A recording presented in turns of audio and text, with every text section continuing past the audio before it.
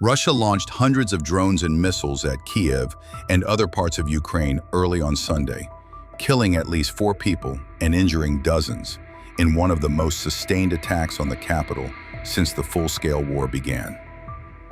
Ukrainian President Volodymyr Zelenskyy said that Russia would answer for all it is doing. Zelenskyy added that Ukraine will work with European leaders to improve air defenses. Wishing you good health, dear Ukrainians. Today, all day long after the Russian strike, the aftermath was being dealt with in Zaporizhia, in Kyiv region, and in other parts of our country. Most of the hits were on ordinary homes on civilian sites. More than 80 people were injured. Unfortunately, 4 people were killed, including 1 child. My condolences to their families and loved ones. In Kyiv, among the sites hit was the Strzelecko Institute. This is a cardiology institute, one of the leading medical institutions in our country and in the entire region of Europe. There, 2 people lost their lives. One of the buildings suffered significant damage. Restoration must happen as quickly as possible, and the government should help with this.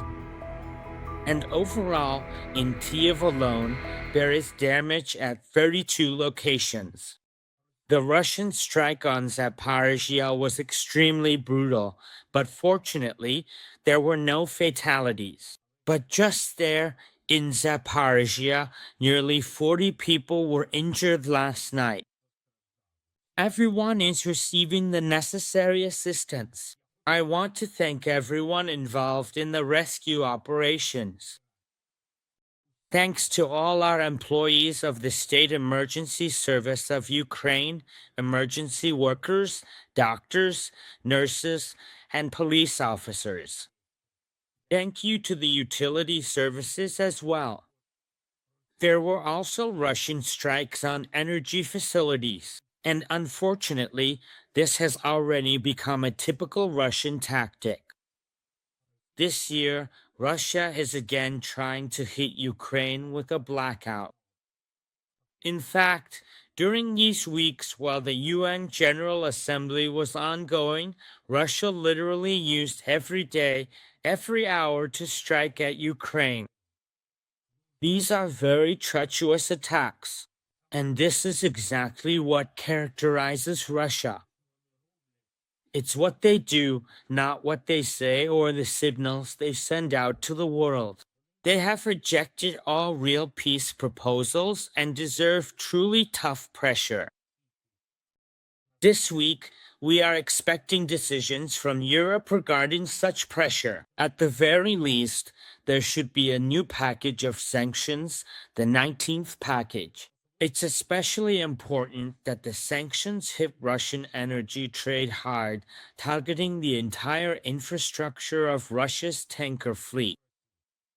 Moreover, there is now intelligence indicating that the Russians are using tankers specifically to launch and control drones that are being deployed against European countries.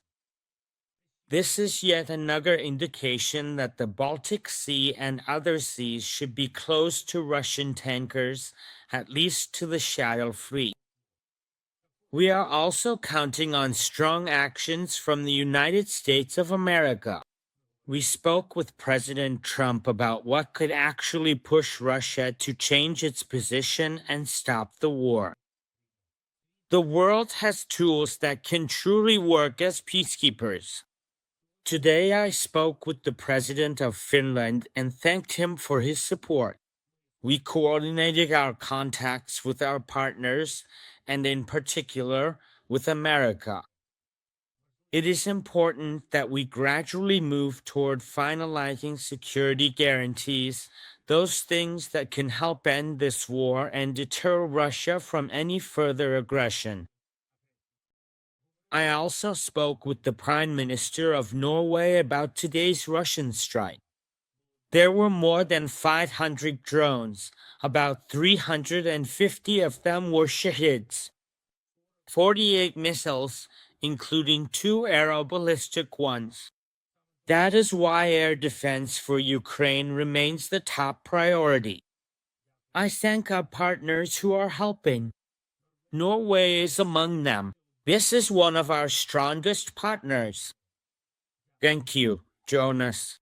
I spoke today with Mark Rutte, Naval Secretary General, about, among other things, our Pearl program. The program works. It helps very actively. And this is exactly the program that allows us to purchase American weapons with funds from our partners in the alliance. And these are things like Patriot missiles, HIMARS missiles, already included in Pearl. There are 6 countries that have provided funds: the Netherlands, Denmark, Sweden, Norway, Germany, and Canada. Another 6 countries have announced their readiness to join: Lithuania, Latvia, Estonia, Luxembourg, Belgium, and Iceland. Thank you all. This is what truly helps. This week, together with our European friends, we will work to implement the air defense agreements as quickly as possible. Russia will definitely be held accountable for everything it does.